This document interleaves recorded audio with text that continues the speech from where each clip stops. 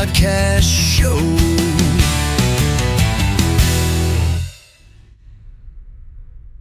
Hi, everybody. I'm Rich Myers, and welcome to the Rich Myers Podcast Show. I'm here tonight with Joey Hurd. That's it. You got it right, buddy. Okay. What you been up to? Oh, I've just been chilling. Just hanging out with my son. We just had some Mexican with Mr. Aaron Haygood of the Haygoods from San Antonio, Texas, and or wherever else you know them from. And been writing new music, and giving God's word out there each and every week through testimony and, of course, delivering straight from the Bible. But we are really excited to release a new song every 6 to 8 weeks this year. Wow. And we started on January 2nd on my birthday. We released a tune called, what's the name of that tune? Bring a Man to Jesus. Yeah, I listened to your track, Bring a Man to Jesus. I thought it was pretty good. Nice. What influenced it? So that song was imposed on me by my friend David, who wrote the song. And let's see, 4 or 5 years ago, I was actually on hold for an artist in country music named Josh Turner. And the only reason that Josh did not cut that song is because his manager said that there was another song that was similar to that, Bring a Man to Jesus. So my friend Dave asked if I would do that song. I said, well, of course. So we cut that. I don't know, when did we cut that? I think we cut it over a year ago.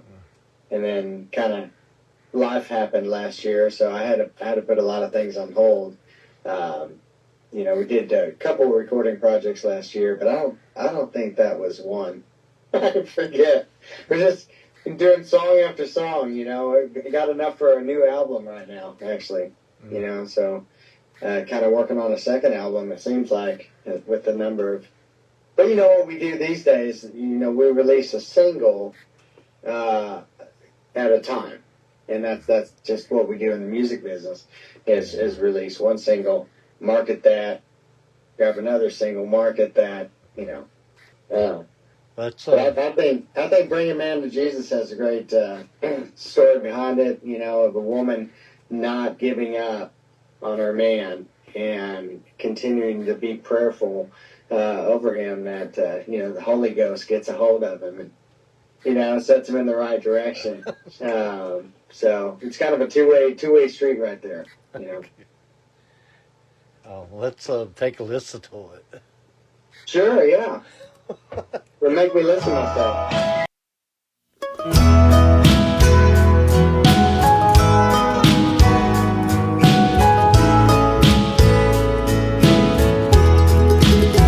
Her gentle voice calms a raging storm and brings me back to freedom. She's on her knees every morn and hides her tears so I can't see them. And I know that I don't know every little thing that she's done to save me from myself and all the hell that was ever gonna come. No, there's nothing like a woman to bring a man to Jesus.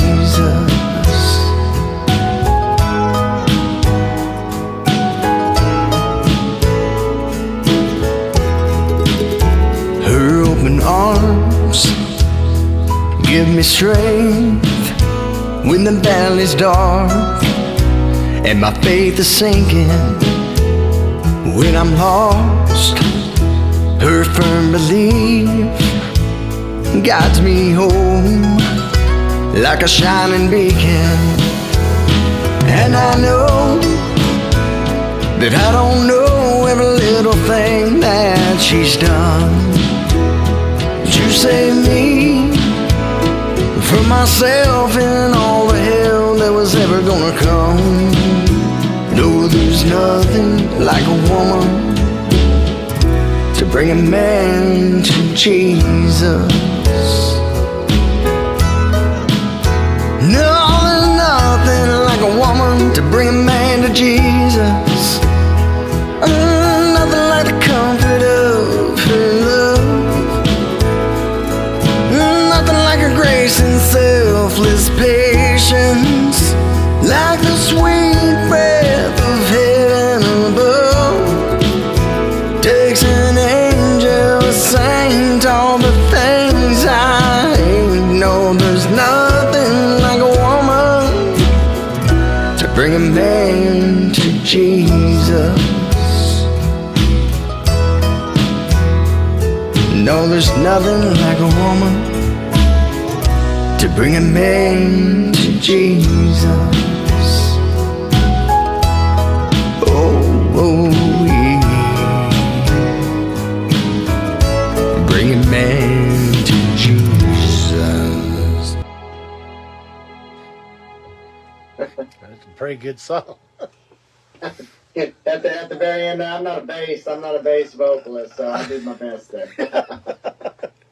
That's it. Actually, it's so funny about that song particularly is that I have a son who's 16, and he's about to be 17 on Friday, and he likes that song. And out of any of the works that I've done so far for Christian music, I'm like, you like that one? And I just didn't think you would like it. They says it's easy listening, and you can easy to tap along to or snap along to, and so I was glad. Okay.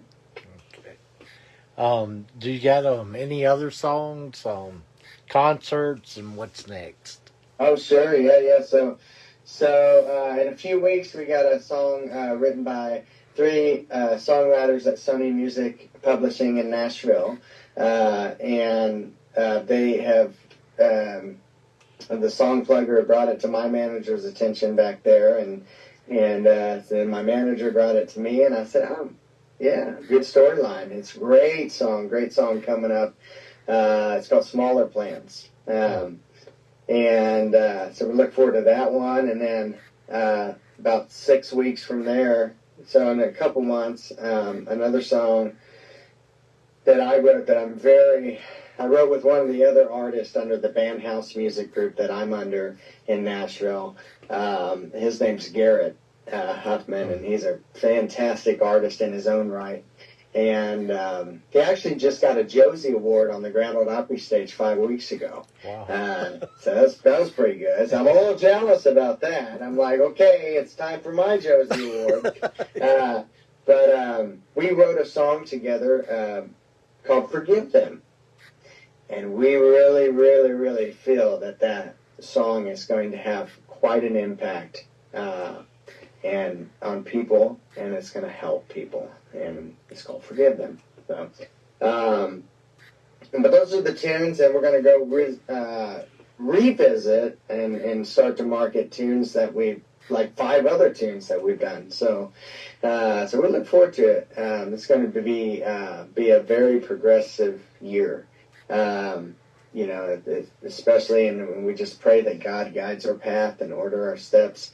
He's in the driver's seat. I said, I gave God my yes a year from last March, 2025. I said, okay, God, here you go. Here's the gifts you've given me. I'm going to stop doing the casinos, and some of the other circuits. And I said, I want to go in this direction and do this for your glory and for your purpose. And so since March of 2024, we started to rebrand. We came out with we digitally released the first tune called Revivin', which we're going to revisit and start marketing this year. But that was the first song. No, actually, I'm sorry. I'll take that back. I take that back. We did a song called Anchor Me In by my friend Dave, who wrote this current song that we just released. That song's a powerful message, but Reviving, I wanted to write a song in reference to a man's first time coming to know Jesus. And then I got with the producer, and we decided to sit it back in the old tent revival era, and then we kind of went with that sound for it. So it's a pretty cool happening song, you know. If you were a CD, what would you be and why? If I was a CD, Yes. I would definitely be round. And why would I be round? Because I'm not round. I was just talking about losing weight, wasn't I? Or maybe that one. Was that us? Was I talking about losing weight? Anyways, if I was a CD, Rich, where'd you come up with this one? Let's see. If I was a CD, I would be probably George Strait's greatest hits album. Okay. Absolutely. You know, in fact, let me take that back. If I was a CD, I would be George Strait's Pure Country album. Oh, Pure Country album. There's some golden nuggets on that. I want to be able to sing someday, I cross my heart and promise to some lady. Once again, I'm going to do that. I'm going to sing I cross my heart to the right lady. So I'm very prayerful that God sends me a new helpmate that I can sing that song to. So if I was a CD, George Strait's Pure Country album. You bet. I cross my heart.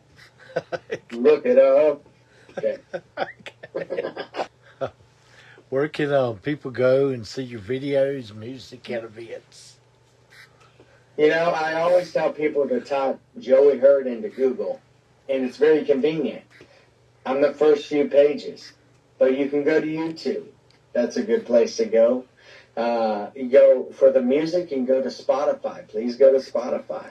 If you're not a Spotify user, again, go to Google, and you'll find the different things. iTunes, Amazon Music.